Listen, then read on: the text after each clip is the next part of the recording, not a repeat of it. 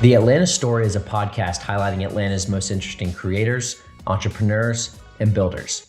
I'm Jon Birdsong with Atlanta Ventures, and in today's episode, we have Asif Ramji of Paymetric. Asif took over a struggling Paymetric in 2009. At that time, the business was losing $2 million a year. Fast forward 8 years later, with the financial backing of Francisco Partners, Asif sold the business to Vantiv for $550 million. Through 3 other acquisitions, Asif now holds the title of Chief Growth Officer for FIS with a divisional budget of over $1 billion. In addition to building businesses, Asif stays civically focused by holding board positions on the Atlanta Ballet and Alliance Theater. After listening to today's podcast, we're confident you'll be inspired to find a niche, lead a team, and build something substantial. We hope you enjoy the show and subscribe to the Atlanta Story.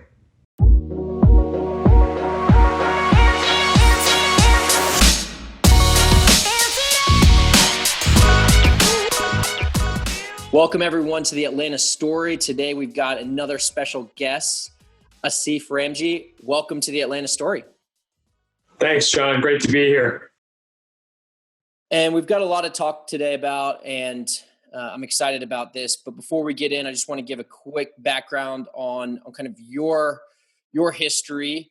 Founder and CEO of Paymetric, which I believe you started in Austin, moved that to Atlanta. You guys eventually sold it to Vantiv for $550 million. And before then, I worked with Francisco Partners, did an equity round. Let's dive into that at some point. After Vantiv, you came on, and then WorldPay merged / you guys, there was an acquisition. And then from there, there was a $43 billion FIS interaction. So there's a lot to get to. And today we want to really start at the ground level of, first of all, how are you and your team members, knowing that you're running a lot of divisions, navigating the coronavirus and COVID-19? Yeah, thanks, John. So look, we're a Fortune 500 company and one of the largest fintechs in the world. So complexity and challenges can be materially magnified in this type of environment. So we have 180 offices globally around the world and 58,000 employees. It's been an interesting experience to go through this for sure. It's definitely a learning experience. We've pivoted 96% of our staff to working from home, which has really led to a huge operational and digital transformation of our company, right? You can imagine all these people having to shift. We had, I think, 4,500 people working from home prior to this virus. And now we've been able to accelerate that, right? Including people that are working in professional services, deploying, banking and financial services software around the world.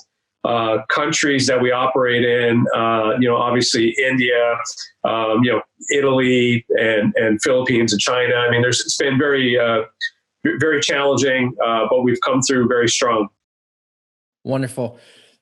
Are you seeing any trends in the way that you work that will be there forever after this? Yeah. So look, I think there's 2 really things that are takeaways for us, right? One, obviously working from home, it's highly effective. And as you probably find yourself and the folks listening to this, it's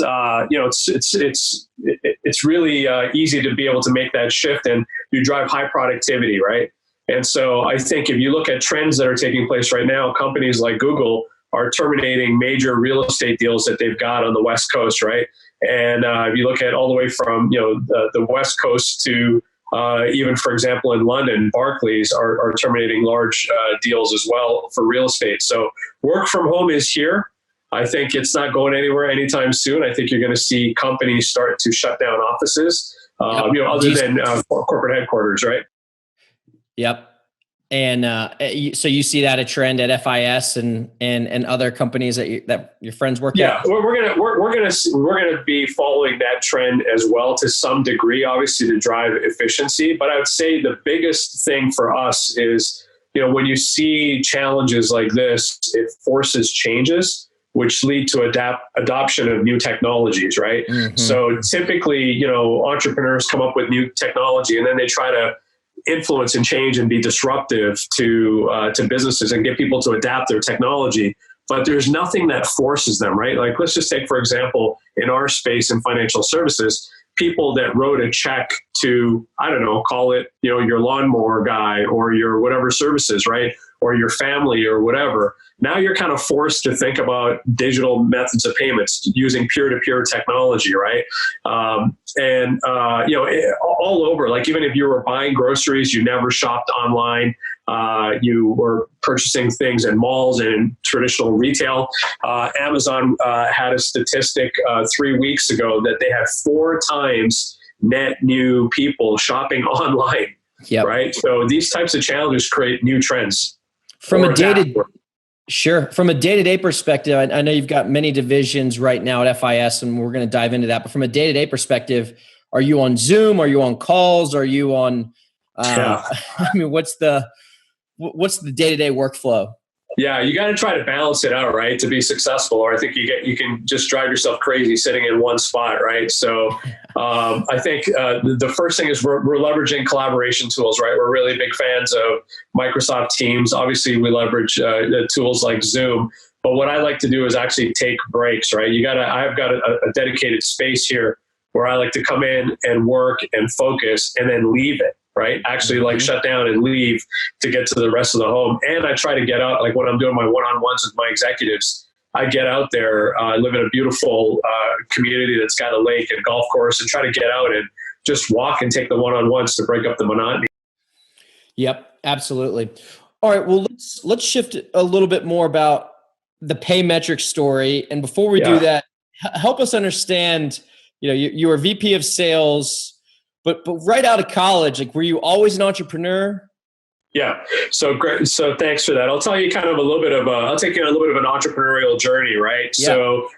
So I actually grew up in Vancouver, British Columbia on the West Coast, and founded a number of different businesses and built companies in the early stages, and was able to sell them really early on. I didn't even know what I was doing, quite frankly. We built them up, and there was an opportunity to exit one to a venture capitalist. And I sold one to an operating partner. And then I got involved with a company called Earnex, which was a pioneer in the gift card and loyalty space. And exactly to your point, I took on the sales role because that was what I was good at. We had a founding executive team, and I was the one that said, look, I can help tell the story and take this thing to market. And we were able to build and sign up clients, and we ended up selling it to Moneris, which is the largest payments company in Canada. So How many employees were there when you joined the company? When we joined the company, oh, goodness gracious, there was probably, 10, 12 of us, something like that, really relatively small. And then we got some funding, and then we were able to build and exit the business. And then eventually I got actually recruited to Atlanta by Royal Bank of Scotland Group, who had bought a business here in Atlanta called Link Systems, which ended up becoming RBS Link and subsequently progressed from there. And then had an opportunity to get involved with Paymetric. So I rebirthed Paymetric. So it was actually a sideways startup out of Texas, in Austin, out of Houston and Austin, and came in and really rebirthed it, raised more venture capital, and took it through multiple rounds to get it to the ultimate exit. Why would you take on a sideways startup? What did you see that the existing operators didn't? It's a good question. I ask myself that all the time. Would I ever do that again? Because the company in 2009 was doing $5 million in revenue and losing $7 million a year. So it's worse than actually being a startup, right? Where you start at ground zero. You're actually losing money, and you have an investor that says, don't lose another effing penny, right? For me, like, let's go try to get some money back. And so the market opportunities for B2B payments have always been, pretty large. If you think about, areas for progressive technology where people use checks and lockboxes and the way they manage manual processes, there was always an opportunity to take something, expand, grow, and scale it. That's what we did. Did you find Paymetric, or did Paymetric find you? Good question. A little bit of both. I think it eventually found me through a connection, and had an opportunity to talk to a prospective Series B investor with Palomar Ventures. So Series A was Austin Ventures, Series B, which we raised with Palomar, and then built and scaled the company up. From 2009 to 2013, we had a 40% compounded annual growth rate.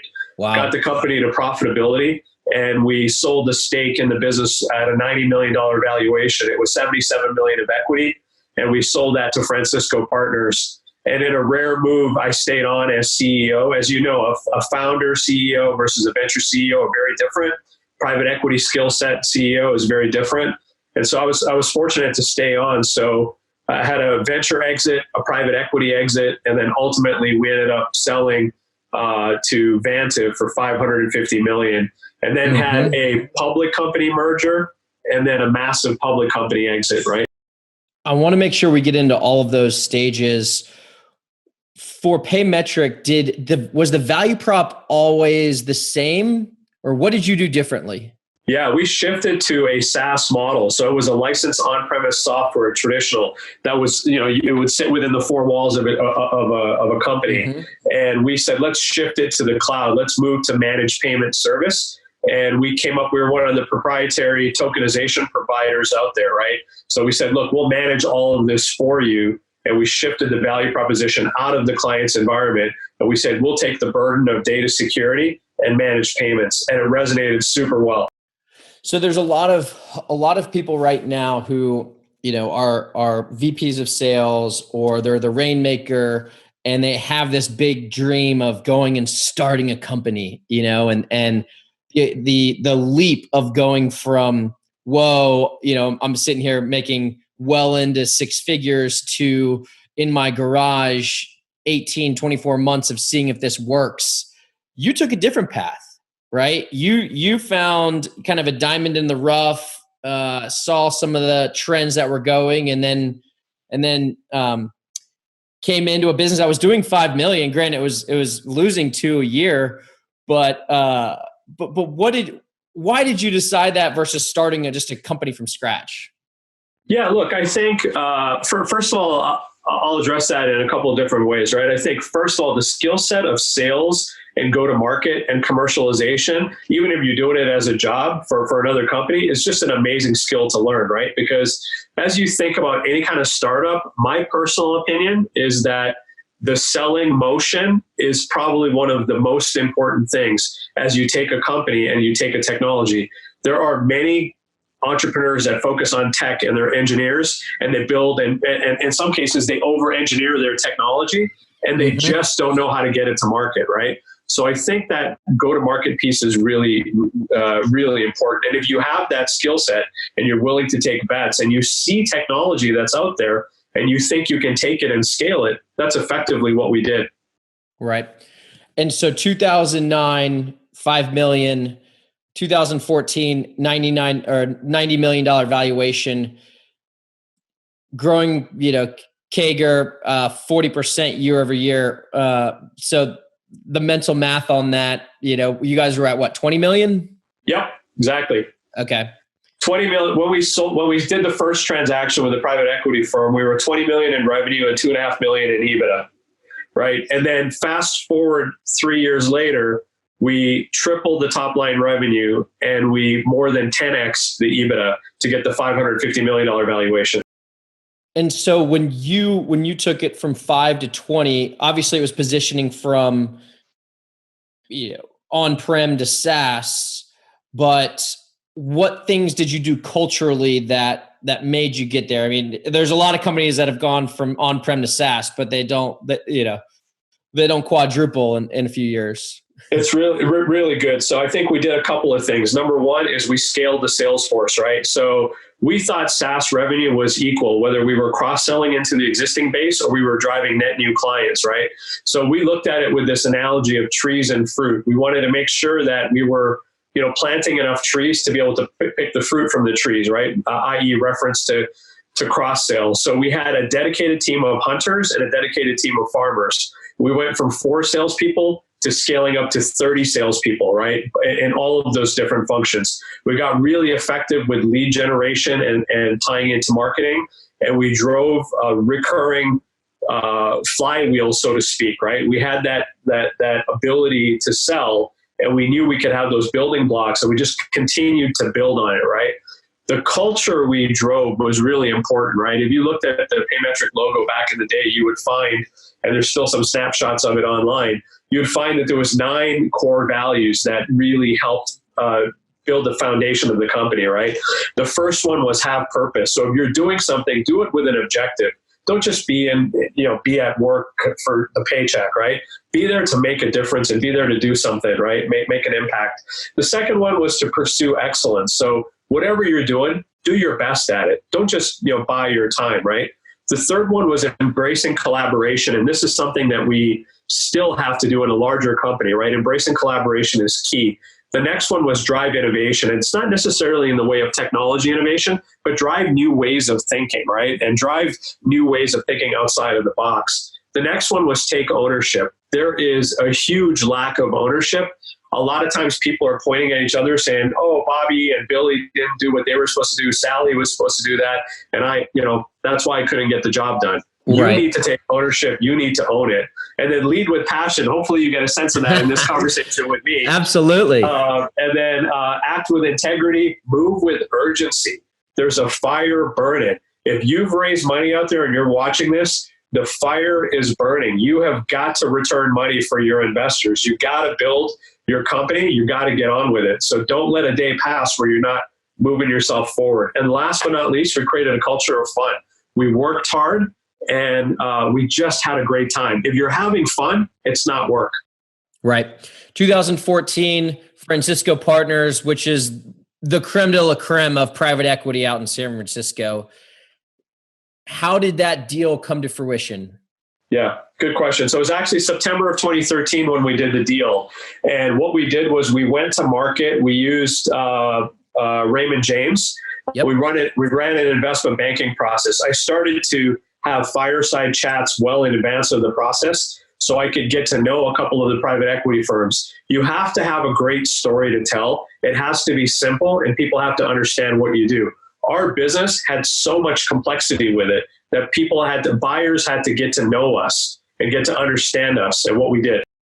And to step back a second, Paymetric, very clean cap table from because was it basically just a straight turnaround job where you came into a brand new company, even though it found you and, there was some dating at the beginning? Like, how did that? We had to clean up the cap table. So right at the beginning, the existing folks got wiped out and marginalized down to almost nothing. And then we built up from there, right? So how much of that was a factor of the 2009 Great Recession versus just the existing on-prem product? I think what it was a challenge of just execution, right? So like every well-meaning VC, they brought in, management to try to run and build the business. And all of a sudden they started chasing squirrels. I call them squirrels, right? Squirrel, all over the place. Hey, there's an opportunity on the payable side. Let's go chase that. Let's go spend $6 million on that, right? Let's go try to do this or let's go do that. Versus we came in with an operational focus and a discipline and focused on talent, bringing in great people and operationally scaling the company. And the goal was 5 years, bring in private equity. I mean, was that from the get-go?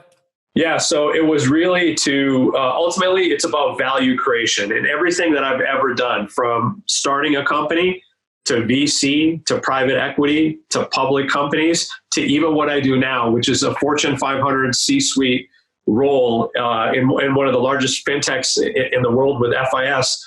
All we focus on is value creation, right? And over time, once you've driven value, you'll be rewarded for it. Right. And so in 2012, you started to get this inkling of, all right, if we bring a little bit more powder, a little bit more dry powder, we can get this to expedite the value process. Is that what I'm hearing? Yeah, it was a combination of a couple of things, right? It was one, to provide liquidity for existing investors who'd been in the deal for a long time. Our Series A investor, we returned a multiple to them, right? And they thought their money was gone. They had written it off because they thought they were going to get nothing. The Series B investor, Palomar, we tripled their money in a 2-year period of time, right?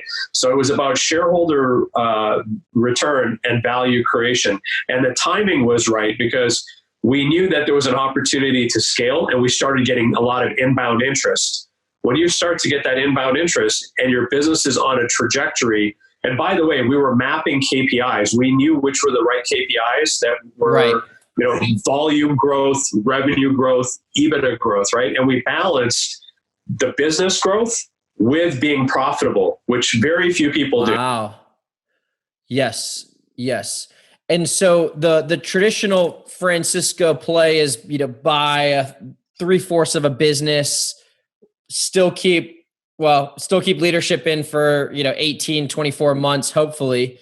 And, 3 to 5 exit in 3 to 5 years. That's a fair assumption? Yep. That's the playbook is, yep. And so, a couple things. One, do you have any regrets? Sold too soon or? No, I think I'm super grateful and super blessed to have exited when we did, right? The timing was just impeccable for us. We saw some headwinds coming in the market in terms of macro market, right? And some things that were happening in the ecosystem around SAP and Oracle trying to get into payments and enter into our space, the competitive threats. So we went to market at the perfect time. We had 22 bids, 17 from private equity firms, 5 from strategics. We got bids over $500 million from companies like WorldPay and Vantiv and First Data was in the mix, and a number of other strategics as well. And we were able to just position ourselves, 2 strategics competing against each other. Ironically, we ended up buying them, and I ended up being part of the executive team of them ultimately. Which is amazing because you were sales at WorldPay years ago, right? Exactly. Did you see former colleagues in the office and being like, I'm getting off on this elevator floor? It's so funny because all of the things come full circle, right? Because Vantiv ended up buying the Moneris business, okay, which we had exited to Moneris, right? Vantiv ended up buying Paymetric, which obviously I was the CEO of. Then we went and bought WorldPay, right? I mean, so everything that I've ever touched just kind of come around full circle, which, by the way, also is an important tip, right? Of don't burn your bridges. It's a small world. And we're going to take a quick break here and share that this podcast is brought to you by Atlanta Ventures. If you are looking to start the next $300 million business out of Atlanta, check out the studio at atlantaventures.com. Let's talk about the customers real quick, right? So back in 2009, 5 million in recurring revenue or 5 million in revenue. Fast forward to, can you give us some insight into how many customers you're acquiring a month, the size of the customers? I mean, was it something where you had a annual contract value in the 6 figures, or was it beaten phones and or is it more steak dinners and the likes?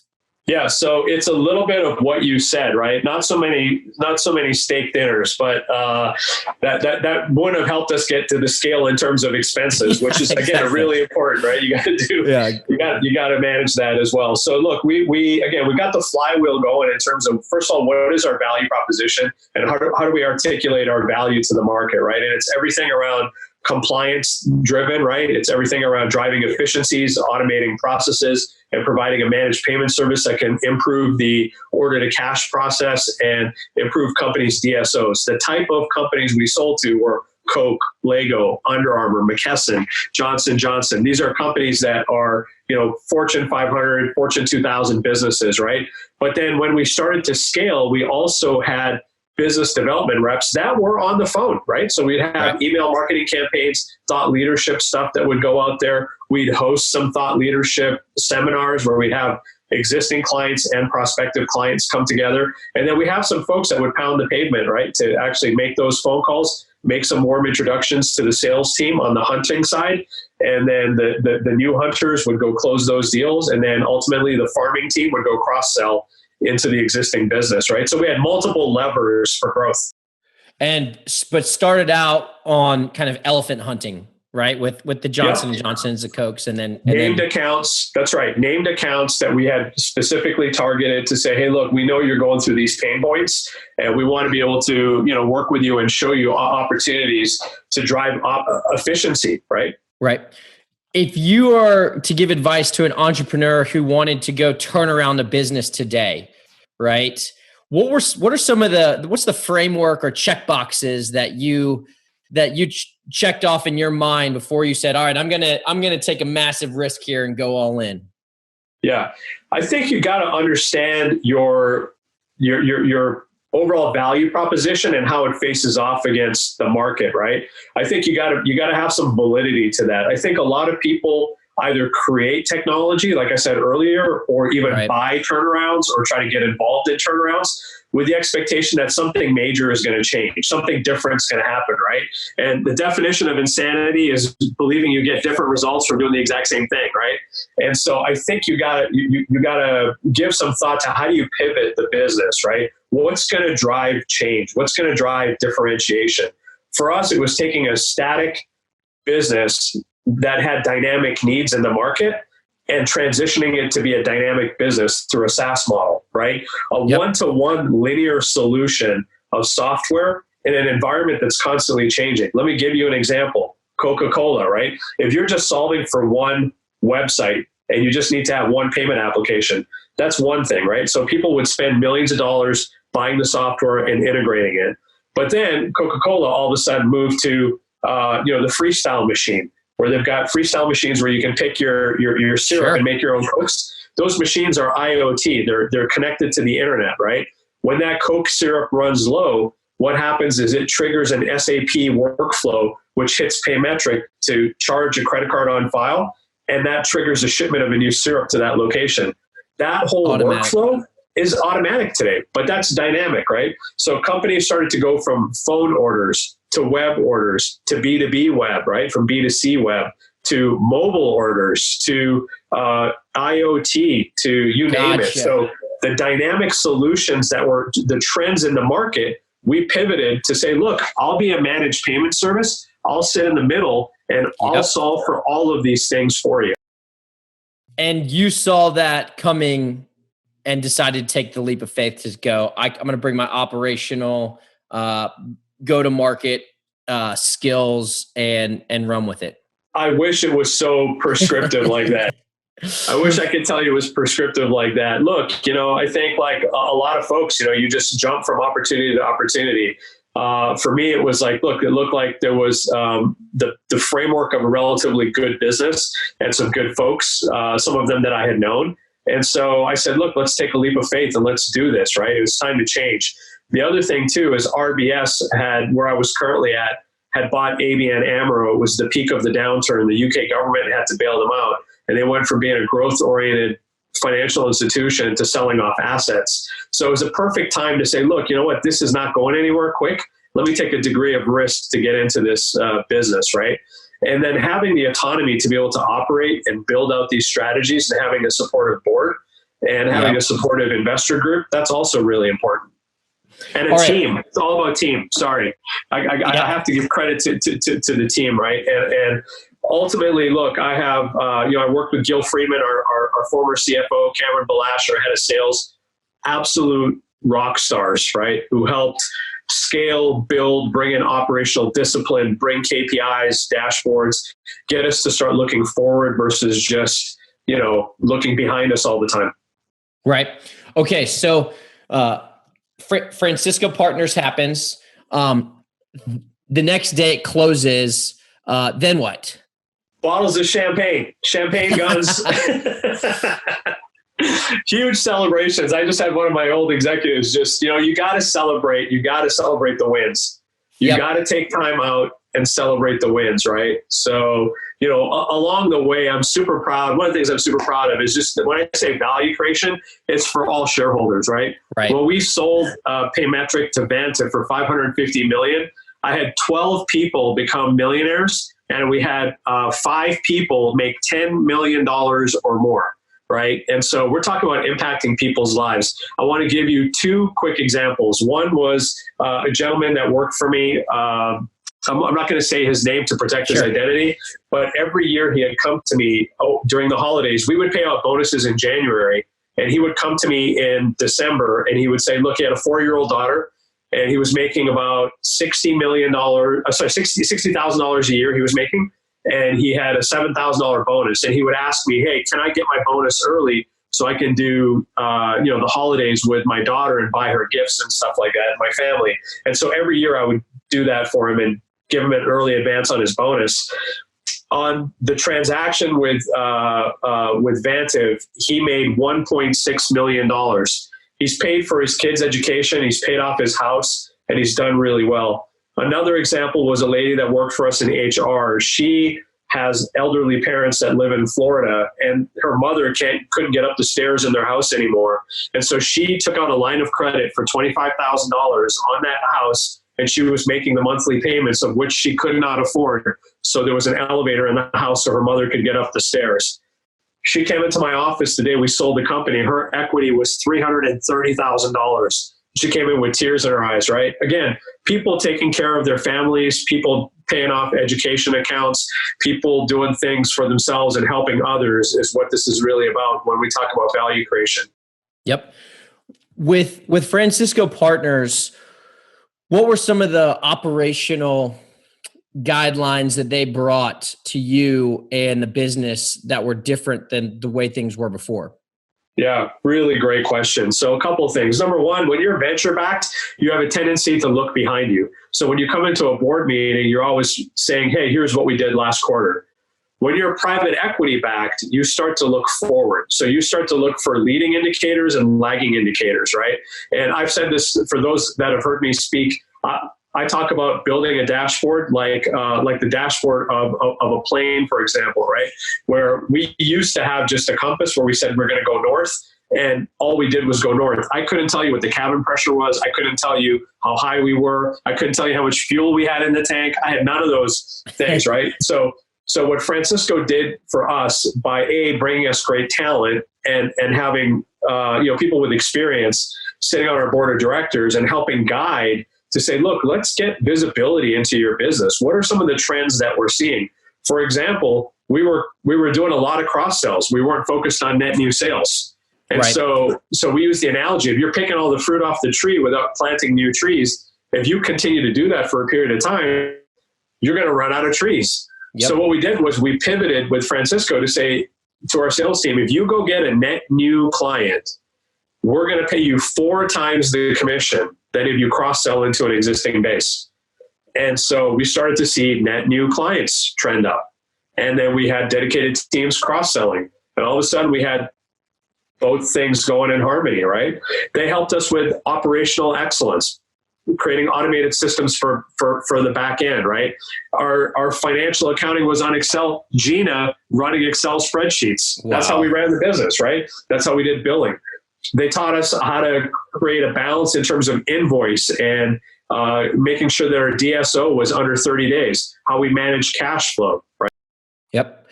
And so when an entrepreneur who has, a go-to-market, a penchant for go-to-market, is obviously a rainmaker, loves to be in the boardroom, loves to tell stories. How does that manifest to more oversight, more constraints? The big corporate, the big corporate bureaucracy that happens, not with just Francisco, because they want the gunslingers but walk us through the Vantiv acquisition and then WorldPay, because start being on a team with 4 sales reps, and now the role today is quite different. Yeah, for sure. Look, the multi-billion-dollar P&L has got its pros and cons, right? Look, I think for me, I've just relished every step of the way, right? The reason why I agreed to the board of directors and our chairman CEO at Vantiv to stay was I wanted to manage truly a multi-billion-dollar P&L and have thousands of people around the world and get exposure to global business at that scale in a publicly traded company. I wanted to be a Section 16 officer and get that experience under my belt so I could see what goes on at this level. And I will tell you, at the top of these companies, it's a lot different than being in middle management. When people talk about big companies, they're typically in middle management. You're dealing with the bureaucracy of people above you, and you're managing middle managers here, and you're managing middle managers above. When you're on the executive teams and you're guiding strategy and you're allocating capital, right?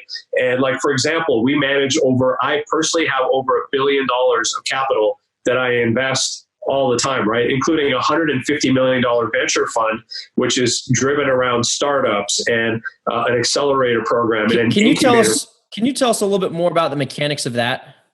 Yeah. So we basically look for businesses that are out there, and once a year we run an accelerator. And so we look for businesses that have some sort of strategic relevance to payments, banking, capital markets, or anywhere in financial services. It could be deepening our existing businesses, adjacent opportunities, or really a new total addressable market. And we take 10 companies and we put them through. And it could also be in data. It could be in analytics, machine learning, AI. It could be in security, cybersecurity. So there's certain verticals that we look at. And y'all are investing $150 million a year. I mean, is that a mandate? We're investing $150 million over a 3-year period of time, just in that particular piece, right?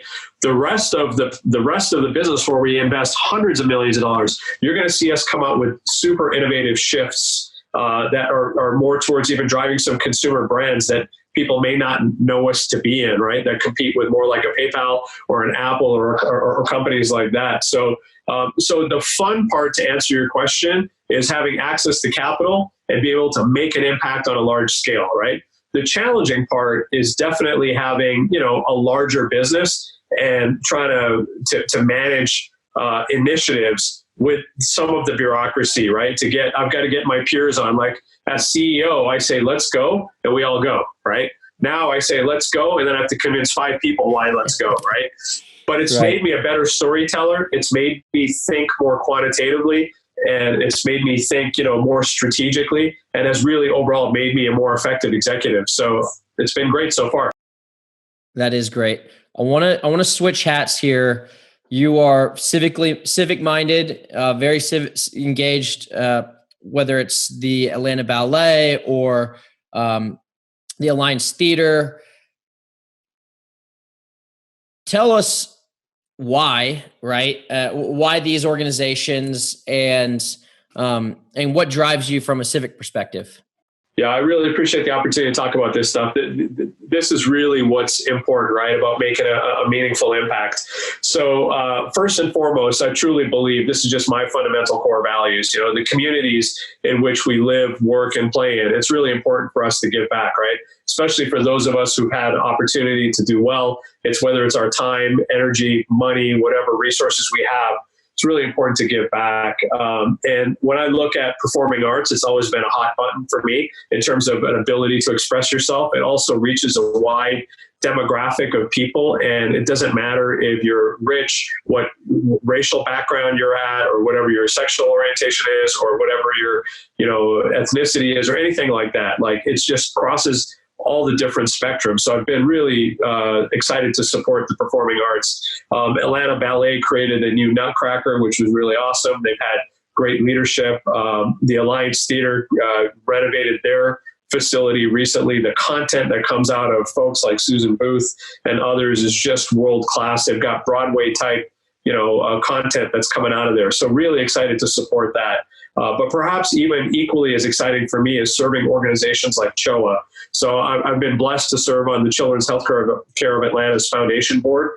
And I founded a company called GiveWorks, which is a new startup that really drives donations. It's an integrated donor platform and CRM tool that integrates with an API into shopping cart experiences. And it drives donations and money for Children's Healthcare of Atlanta and Children's Miracle Network hospitals. So I have a team of people today that actually work on that, drive that particular, I call it a social enterprise that drives money for nonprofits. So super exciting stuff. Yeah.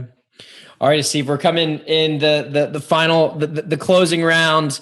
I feel like we could talk for hours about all the different stages, and not only that, but what's ahead, right? I mean, you're still young, and you've got many more rounds in you. What is ahead for the next 10 years? Yeah. Well, look, right now I'm pretty excited about what FIS is doing, right? Again, like I said, we're the largest fintech in the world. We did the largest financial services transaction in the history of fintech at $43 billion just recently, right? And today I get to guide, a meaningful amount of capital and transformation You're going to continue to see our industry and our businesses transform. You're going to continue to see consolidation. You're going to see the adoption of new technology. And so, where I sit today, again, in the C-suite of this business, it's really an exciting place for me. At the same time, supporting an ecosystem of startups in and around me, both formally through FIS and outside of that. I sit on a number of boards and help advise and coach young entrepreneurs. And I've just watched the great success they go through. For me, tremendously fulfilling to watch what some of these businesses have been able to do, right? So my goal at this stage is to be able to just give back and try to make an impact wherever I can. We call this podcast the Atlanta Story Podcast. Why Atlanta, and what has Atlanta done for you? Yeah, Atlanta has been super transformational for me, right? I think if you look at other cities around the US or really around the world, it's really hard to get access to people that want to help you, right? In Atlanta, whether it's through the Metro Atlanta Chamber of Commerce or through the Atlanta CEO Council or through organizations like YPO or other organizations, that there's just people all around you, an ecosystem, right? Or even what David's doing with the Atlanta Tech Village, just so many people that are just willing to help you, that are going to put platforms on to educate you, give you access to people that you can connect with. For example, the FinTech Task Force or, the Atlanta FinTech organization today, or P20 or ATPC, they're all creating platforms in which a young or any, you have to be young, but any kind of young company or entrepreneur can reach out to people that are more experienced to get guidance, to get help, to get connectivity, right? The Chamber, for example, will connect you with Home Depot and Chick-fil-A if you have new emerging technology, or Delta Airlines, right? And so the connectivity here in Atlanta, the true sincerity of people wanting to help people, especially you see it right now, even going through COVID. I've seen entrepreneurs in the restaurant space do some amazing things, like the Castellucci Hospitality Group pivoting their entire strategy to e-commerce and delivery, right? But there's a group of people in and around there that are just so supportive of businesses, right? So I think Atlanta is unique. I'm so thrilled and blessed to be here. Yep. Asif, thank you so much for being part of the Atlanta Story Podcast. And we really, really appreciate your time today. My pleasure. Thanks, John. Great to talk to you. Thanks, everyone.